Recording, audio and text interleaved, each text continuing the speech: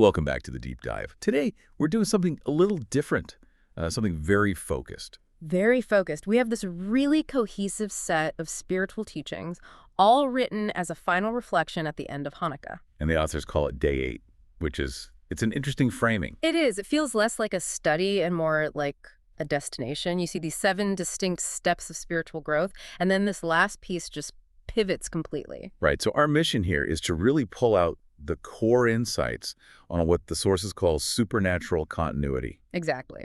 And we're not asking the usual questions like, how do I start something? The real question we're digging into is, how does this profound good thing I've started, how does it keep going when my own energy, my own effort just runs out? And the core thesis, the big idea we're unpacking, is that what begins in God simply does not depend on our human continuity to endure. Which is a huge relief if it's true. Well, it reframes everything. The sources are so deliberate about this. Day 8 is not just an extension of the week before. It's presented as this conclusive shift. A foundational shift. Yes. The entire focus moves away from striving, from, what we have to do to how life continues once all that human striving, all that management ends. It's a total release. Okay, so let's unpack that. To really get why Day 8 is so radical, we should probably set the stage with the 7-day framework the sources laid out first. Yeah, the context is everything. So Day 1, it starts with alignment. That's about your identity being restored. Then you get to Day 3, which is about life, resurrection, multiplication. And then right before this big shift, you have Day 7, which is all about rest. Completion and absolute trust. Exactly. Those 7 days, they define this full cycle of human effort that's been submitted to God. You align, you act, you see fruit, and then you intentionally stop. You rest. And that culmination sets the stage. It does, because Day 8 then steps in to answer that final nagging question of this whole spiritual tradition, which is, what happens when God starts something that, by its very nature, it doesn't belong to the system of time and effort at all? Which takes us right into our first section. This idea of the number beyond completion. Let's dig into the symbolism here, 7 versus 8, because it really feels like the hinge point for the whole thing. It is. In the biblical framework, 7 is, it's perfection, but perfection within time. It completes the natural cycle. The week's done, the work is finished. So fullness, rest, satisfaction. Right, but it's rest that's achieved after work inside the known boundaries of creation. It's the end of a process. So 7 is kind of the maximum output you can get inside the current system. You got it. And 8. Is 8 just a better 7, like 7.1? No, absolutely not. And that's the critical misunderstanding to avoid. 8 is not 7 plus 1. It begins something new that was never dependent on that cycle of 7 to survive. It's like it operates on different physics. Okay, an analogy might help here. Think of 7 as the most efficient, high-performance engine you can build. It's amazing, but it needs constant fuel, constant maintenance. Right. 8, on the other hand, is like discovering a source of perpetual self-sustaining energy. It begins something that was never reliant on the engine or the fuel to begin with. That is a radical shift. Yeah. So if you're listening to this and you're launching a new project, Day 7 is all the intense work, the planning, and then that intentional rest before launch. Yes. But Day 8 is saying the success of this thing isn't actually tied to your effort next week. I mean, that is almost impossible for us to grasp in a culture that's just obsessed with optimization. It's the great resistance, isn't it? Day 8 is not about doing better within the cycle. It's about entering a different order of life completely. A different operating system. More than that, even. A different energy source. And the sources show this isn't just a nice idea, a metaphor. It's woven into the very fabric of ancient history and covenant. Precisely. This truth is anchored over and over in Scripture. The ancient Hebrew understanding of 8 was as the doorway of life, the place where eternity touches time. Give us some examples. Okay, look at the markers the sources highlight. The covenant itself. Circumcision was on the 8th day. That immediately separates physical identity from the eternal promise. The dedication of the altar, the place where the eternal meets the temporal. It followed an 8-day pattern, and of course the foundational one. Jesus rose on the 8th day. The day after the Sabbath, after Day 7. Right. It signaled a complete irreversible break from the old order of effort and time. It stands out to me in all of those examples, covenant, resurrection, dedication, is that they're all about something that's totally impervious to failure. Yes, because it's not based on time or human performance. It removes the burden of maintenance from us. That is the core truth. 8 declares this kingdom reality that what God initiates carries its own power to sustain itself. We often confuse momentum, which is just a good result of a lot of day 7 effort, with the supernatural sustainability. But momentum dies out. Momentum always dies out. Day 8 life is, the sources call it life of an indestructible order. It just can't fail. Okay, that sounds incredible. But it begs the central question, right? If day 8 life is indestructible, how do you, the listener, actually get there? We live in a world that rewards striving. If I stop, won't I just fall behind? And that's the friction point. That moves us right into our second section. Right. Because if you approach day 8 thinking you need to accelerate or find the next spiritual hack, you've completely misunderstood what resurrection life is. So let's be really clear. Tell us what day 8 is not about. Day 8 is emphatically not about doing more, trying harder, maintaining some kind of spiritual adrenaline. It's not about constantly checking the gauges. It's about receiving life that sustains itself. Yes, not manufacturing life that needs our constant help. But wait a minute, you hear resurrection follows rest. And doesn't that sound a bit like we're just spiritualizing laziness? I mean, we're told to be diligent, to work hard. How do you square not striving on day 8 with the need for actual action?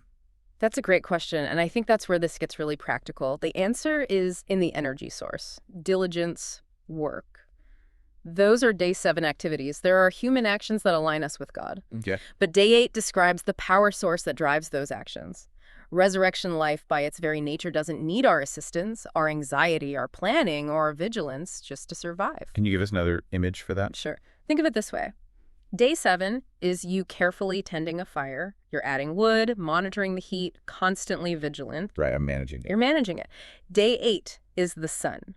Once the sun is there, does it need your daily effort to keep shining? No. What God begins on day 8 continues without panic, endures without pressure, and moves without any fear of collapse. The source of its endurance is internal and infinite. That makes the distinction so clear. We shift from being the fuel supplier to just being the channel the light shines through. Exactly. And this brings us to this ultimate kingdom law that's revealed in this transition from day 7 to day 8, and it's modeled by Jesus himself. Okay. Jesus rested on day 7, the Sabbath.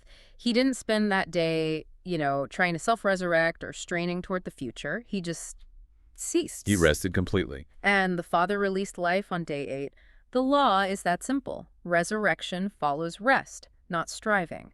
You, the listener, you don't cause day 8. You enter it. You can't hustle your way into this. Let's ground this a little bit more with the main analogy from the sources, the Hanukkah menorah on that 8th night, since that's the whole context for this teaching. Right. So by the 8th night, all the candles are lit. They're all shining. The shamash, the servant candle, is still the source. And the oil. I mean, the oil has outlasted all reasonable calculation. The math broke down on day 2, basically. Yeah, it did. But the crucial part for day 8 is this. Nobody is counting the resources anymore. That anxiety about the supply, it's just gone. The first miracle was that the oil lasted.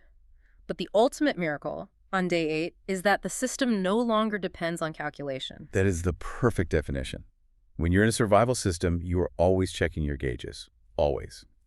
But if the source is indestructible, the calculation becomes irrelevant. And that's it. That is supernatural continuity. It's life sustained by God alone, where the energy is internal, not drawn from our external vigilance. Day 8 is speaking gently but firmly to you, the one who carries that heavy burden of maintenance. You are not responsible for sustaining what God resurrected. That life doesn't hustle, doesn't fear interruption. And it certainly doesn't worry about depletion. Okay, that's a beautiful, comforting theory. Now we have to talk about the practical side of this, section 4, the great transition. Because resting on day 7, that's one thing. We can all get behind taking a break. Sure. But moving forward into day 8 life, starting the job, launching the thing without taking control again. I mean, that is extraordinarily difficult. This is the challenge. Day 7 asked, can you stop and trust God? Day 8 asks a much deeper question.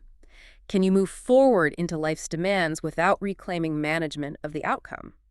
And the sources are so right when they say most of us, we rest, we feel renewed, and then the adrenaline just kicks right back in. Instantly. We grab the steering wheel, convinced that now that we're rested, we can manage it all even more perfectly than before. It's human nature, isn't it? We equate control with security. When we see something going well, our impulse is to micromanage it to make sure it stays well.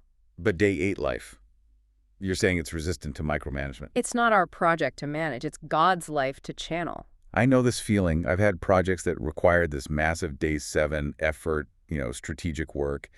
And when I finally step back and just trust the momentum, the results are incredible. But the second I try to jump back in with tiny corrections, The flow just dissipates. yeah, it's like interrupting an automatic process because you think you know better. That's a perfect analogy.